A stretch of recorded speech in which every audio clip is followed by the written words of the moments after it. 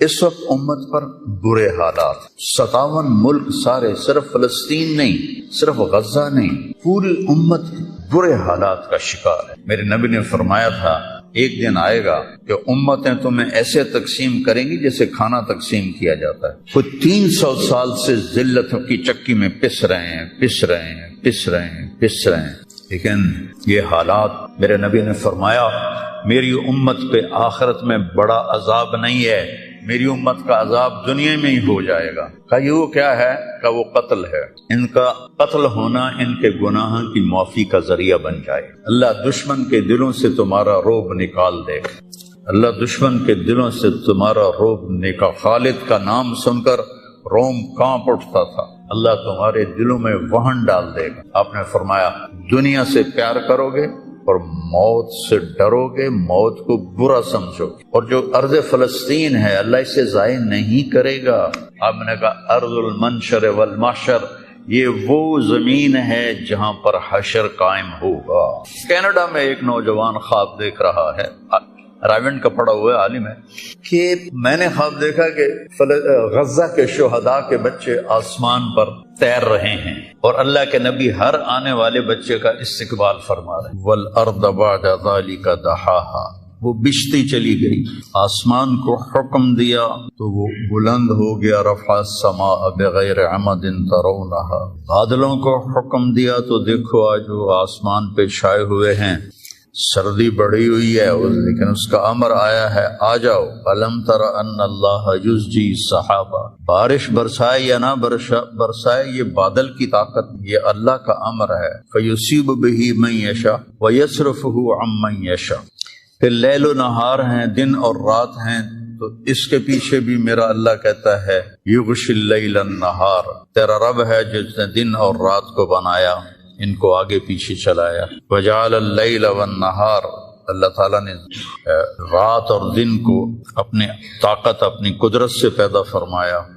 نورانی مخلوق ہیں، اولی اجنحۃ مثلا و ثلاث و رباع، فرشتے ان کو بھی اللہ نے بنایا۔ جنت جہنم، یہ ساری کائنات اللہ نے بنائی ہے اور اس پر اللہ کا حکم چلتا ہے۔ قل ان الامر کلہ للہ، للہ الامر من قبل ومن بعد۔ تو یہاں جو بھی حالات پیش آتے ہیں، اب سردی آئی ہوئی ہے یہ اللہ کا امر ہے، گرمی آئے گی وہ اللہ کا امر ہے، رات آئے گی وہ اللہ کا امر ہے، دن آئے گا وہ اللہ کا امر ہے، سردی ہے یہ اللہ کا امر ہے، بادل چھائے ہوئے ہیں یہ اللہ کا امر ہے، پتے گر رہے ہیں یہ اللہ کا امر ہے، ہمیں ٹھنڈ لگ رہی ہے یہ اللہ کا امر ہے۔ پھر اس کو وہ بدلتا ہے تو ہم یہ کوٹ اتار اور جرسیاں اتار اور ململ کے کپڑوں میں آ جاتے ہیں، او جی بڑی گرمی لگ رہی ہے، یہ اللہ کا امر ہے۔ تو اس کائنات کے پتے پتے پر اللہ کی بادشاہی، ایسے ہی انسانی جو حالات ہیں اس پر بھی اللہ کی بادشاہی ہے۔ وَتُعِزُّ مَن تَشَاءُ، میں جس کو چاہوں عزت دوں، وَتُذِلُّ مَن تَشَاءُ، میں جس کو چاہوں ذلیل کروں، یبسط الرزق لمن یشاء، میں جس کو چاہوں رزق دے دوں، ویقدر، میں جس کا چاہوں کم کر دوں، وَإِذَا مَرِضْتُ فَهُوَ يَشْفِينِ، جس کو چاہوں بیمار کر دوں اور پھر جس کو چاہوں شفا دے دوں اور جسے چاہوں تو شفا کے بغیر اپنے پاس بلا لوں۔ حالات، کائنات، زمین و آسمان، عرش و فرش، لوح و قلم، کرسی، جدھر دیکھو گو للہ الامر من قبل ومن بعد، ہر طرف اللہ کی بادشاہی ہے۔ اینما تولوا فثم وجہ اللہ، جدھر نظریں دوڑاؤ گے اللہ کی قدرت کے نظارے نظر آئیں گی، ہر چیز میں اللہ کی ذات کی قدرت اور طاقت نظر آئے گی۔ سنریہم آیاتنا فی الآفاق وفی انفسہم حتی یتبین لہم انہ الحق، میں ان قریب تمہیں اپنی نشانیاں دکھاؤں گا اس کائنات میں، تمہاری اپنی ذات میں میں اپنی نشانیاں دکھاؤں گا، تم پکار اٹھو گے کہ اللہ ہے، تم پکار اٹھو گے کہ وہ حق ذات ہے۔ قل هو اللہ احد، اور وہ احد ہے، اکیلا، اللہ الصمد، سب اس کے محتاج ہیں، وہ کسی کا محتاج ہے۔ لم یلد، کسی کا باپ نہیں، ولم یولد، کسی کا بیٹا نہیں، ولم یکن لہ کفوا احد، کوئی اس کا ہمسر اور ثانی نہیں ہے۔ تؤتی الملک من تشاء، اس کو بادشاہی دے دو، فرعون کو دے دو، 400 سال حکومت کرتا رہا فرعون کا خاندان۔ وتنزع الملک ممن تشاء، ان سے واپس لے لو، ان سے چھین لو، سارے فوجیں طاقتیں بیکار ہو جاتی ہیں اور زیرو ہو جاتی ہیں۔ وتعز من تشاء، ان کو عزت دے دو، کوئی ذلت لا نہیں سکتا۔ وتذل من تشاء، انہیں ذلیل کر دو، کوئی ذلیل کر نہیں سکتا، کوئی ان کو عزت دے نہیں سکتا۔ اس سارے کارخانہ قدرت میں یہ لا الہ الا اللہ، یہ میں نے آپ کو بیان کیا ہے کہ لا الہ الا اللہ سب پر لا کی تلوار ہے، کوئی کچھ نہیں ہے، سب کچھ اللہ ہے، کسی کا کچھ نہیں ہے، سب کچھ اللہ کا ہے، وہی مالک حقیقی ہے۔ وہ جب اٹھاتا ہے تو کوئی گرا نہیں سکتا، وہ جب وہ گراتا ہے تو کوئی اٹھا نہیں سکتا، جب وہ مارتا ہے تو کوئی بچا نہیں سکتا، جب وہ بچاتا ہے تو کوئی مار نہیں سکتا، جب وہ شفا دیتا ہے تو کوئی اس کو بیمار نہیں کر سکتا، جب وہ بیمار کرتا ہے تو کوئی اس کو علاج نہیں کر سکتا۔ مجھے 5 سال ہو گئے، میرے سر کا درد روزانہ ہو رہا ہے، ابھی بھی میں دوائی کھا کے آیا ہوں کہ میں جب بولتا ہوں تو میرا درد بڑھ جاتا ہے۔ ڈاکٹر عاجز ہیں، حکیم عاجز ہیں، ہومیوپیتھک عاجز ہیں، کیوں؟ ابھی اوپر والے کا حکم نہیں آیا۔ جب اس کا شفا کا حکم آتا ہے تو بغیر اسباب کے اللہ تعالیٰ نے اتنی سخت تکلیف بھیجی ایوب علیہ السلام پر 18 برس، اور جب شفا دینا چاہی تو ارکض برجلک ھذا مغتسل بارد وشراب، ایک پر چشمے، ایک پر مارا جبرائیل نے تو پانی کا چشمہ نکلا، کہ اس میں نہاؤ، نہا کے نکلے تو 18 سال کی بیماری غائب ہوگی، ایسے غائب ہوگی جیسے تھی ہی نہیں۔ ایوب علیہ السلام کی اہلیہ گئی ہوئی تھیں باہر کسی کام، جب وہ واپس آئیں تو دیکھا ایک نوجوان خوبصورت بیٹھا ہوا ہے، تو وہ کہتی ہے بیٹا آپ نے یہاں کسی بوڑھے بیمار کو دیکھا ہے جو یہاں تھا؟ تو وہ ہنس پڑے، کہا بیگم وہ میں ہی ہوں، مجھے اللہ نے جوان کر دیا، مجھے اللہ نے صحت دے دی، مجھے اللہ نے زندگی دے دی۔ اللہ کرنے میں کسی کا محتاج، اسے کرنے کے لیے عجیب بات ہے، مجھے بیان کرنے کے لیے گاؤں سے آنا پڑا اور میرا سر بھی بھاری تھا، اس لیے میں گولی کھا کے آیا، موسم بھی خراب تھا۔ اللہ کو کرنے کے لیے کہیں جانا نہیں پڑتا، اللہ کو دینے کے لیے کہیں سے لینا نہیں پڑتا، سبحان اللہ، دینے کے لیے کہیں سے لینا نہیں پڑتا۔ میں کسی کو دیتا ہوں تو پہلے میں زمین سے کماتا ہوں، پھر اپنی جیب میں ڈالتا ہوں، پھر وہاں سے نکال کے دیتا ہوں، جو بھی سائل آتے ہیں۔ اللہ کو دینے کے لیے کہیں سے لینا نہیں پڑتا، کرنے کے لیے کچھ کرنا نہیں پڑتا، اسے مارنے کے لیے تلوار چلانے کی ضرورت نہیں ہے۔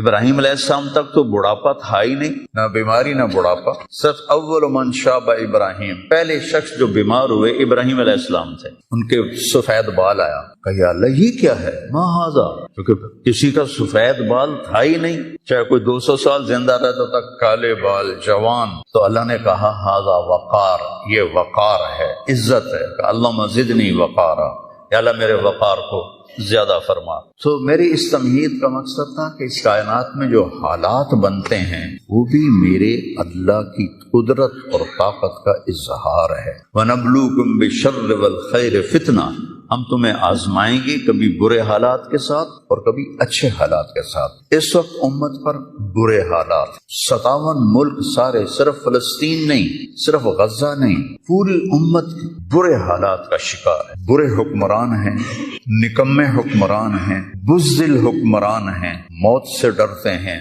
میرے نبی نے فرمایا تھا یوشک الامم ان تداع علیکم کما تداع الآکلۃ الی قصعتها، ایک دن آئے گا کہ امتیں تمہیں ایسے تقسیم کریں گی جیسے کھانا تقسیم کیا جاتا ہے۔ تو کسی نے پوچھا اب من قلۃ نحن یومئذ یا رسول اللہ، یا رسول اللہ ہم ان دنوں میں تھوڑے ہوں گے؟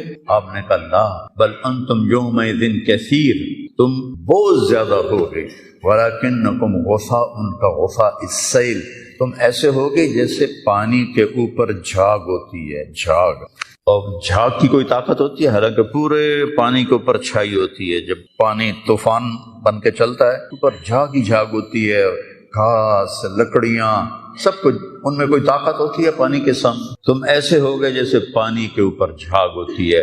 جدھر پانی چاہے گا تمہیں اٹھا کے پھینک دے گا۔ وَلَا يَقْذِفَنَّ فِي قُلُوبِكُمُ الْوَهْنَ وَلَا يَنزِعَنَّ مِن صُدُورِ عَدُوِّكُمُ الْمُحَابَةَ مِنكُمْ، اللہ دشمن کے دلوں سے تمہارا رعب نکال دے گا، اللہ دشمن کے دلوں سے تمہارا رعب نکال۔ خالد کا نام سن کر روم کانپ اٹھتا تھا، فارس کانپ اٹھتا تھا، خالد بن ولید کا نام ایک ہیبت بن گیا تھا۔ اور یہاں ہندوستان میں ملک مظفر رحمت اللہ علیہ شہید علاؤالدین خلجی کے سپہ سالار تھے، اور 5 دفعہ تاتاریوں کو شکست دی انہوں نے، اور 5ویں جنگ میں خود شہید ہوئے۔ تو کسی تاتاری کا گھوڑا پانی نہیں پیتا تھا تو وہ کہتا تھا ملک مظفر کو دیکھ لیا ہے، اور بچہ سوتا نہیں تھا تاتاری کا تو ماں اسے کہتی بلاؤں ملک مظفر کو، بلاؤں ملک مظفر کو۔ یہ تو ہمارے ہندوستان کی تاریخ بتا رہا ہوں آپ کو، صحابہ کی تاریخ نہیں بتا رہا، چند سو سال پہلے کی تاریخ آپ کو بتا رہا ہوں۔ اللہ تعالیٰ نے ہیبت ڈالی تھی مسلمانوں کی،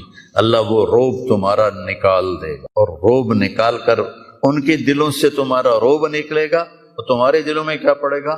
وَلَا يَقْذِفَنَّ فِي قُلُوبِكُمُ الْوَهْنَ، اللہ تمہارے دلوں میں وہن ڈال دے گا۔ تو صحابہ نے پوچھا مل وہن یا رسول اللہ، یا رسول اللہ وہن کیا ہے؟ آپ نے فرمایا حب الدنیا وکراہیت الموت، دنیا سے پیار کرو گے اور موت سے ڈرو گے، موت کو برا سمجھو گے۔ تو پوری امت اس وقت مصیبتوں کا شکار ہے۔ سب سے بڑی مصیبت نکمے حکمران ہیں پورے 57 ملکوں کی۔ تو دنیا وکراہیت الموت، دنیا سے پیار کرو گے اور موت سے ڈرو گے، موت کو برا سمجھو گے۔ تو پوری امت اس وقت مصیبتوں کا شکار ہے۔ سب سے بڑی مصیبت نکمے حکمران ہیں پورے 57 ملکوں کی، اور کچھ 300 سال سے ذلتوں کی چکی میں پس رہے ہیں۔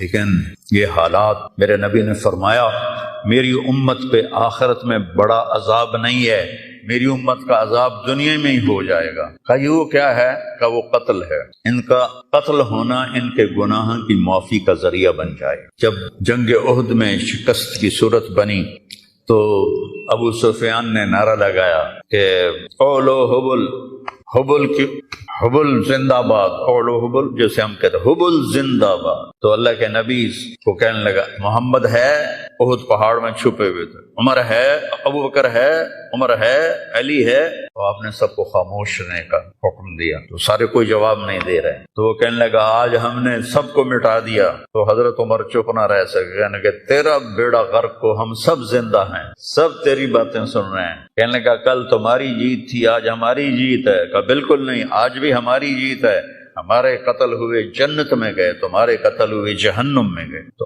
عجبا لامر المومن، مسلمان کے لیے بڑی حیران کن بات ہے، میرے نبی نے کہا ان اصابتہ السراء فشکر فلہ الجنہ، اس کو اللہ تعالیٰ نعمتیں دیتا ہے تو یہ شکر ادا کرتا ہے تو اسے جنت ملتی ہے۔ وَإِنْ أَصَابَتْهُ الضَّرَّاءُ، اسے اللہ تعالیٰ مشکل میں ڈالتا ہے، مصیبت آتی ہے، فصبر، یہ صبر کرتا ہے، فلہ الجنہ، تو اسے جنت ملتی۔ تو اس وقت امت پر جو حالات ہیں یہ صبر کے حالات چل رہے ہیں، اور جو ارض فلسطین ہے اللہ اسے ضائع نہیں کرے گا۔